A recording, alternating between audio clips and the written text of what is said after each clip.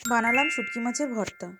প্রথমে শুটকি মাছ নিয়ে নিলাম, পেঁয়াজ অনেকগুলো, কাঁচা লঙ্কা, শুকনো লঙ্কা, রসুন। শুটকি মাছগুলো কেটে নিলাম। গরম জলে শুটকি মাছগুলো ভালো করে ধুয়ে নিলাম। পেঁয়াজটা কুচি করে কেটে নিলাম।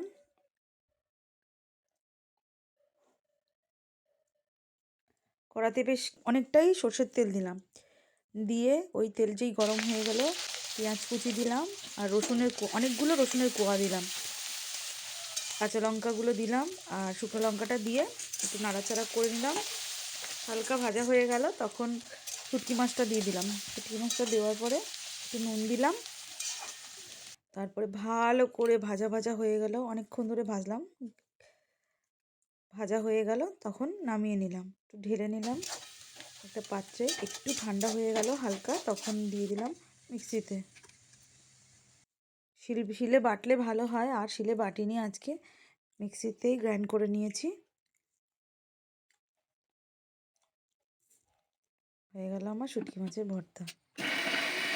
ভিডিওটা ভালো লেগে থাকলে like, comment, share, subscribe, follow করতে ভুলবেন না।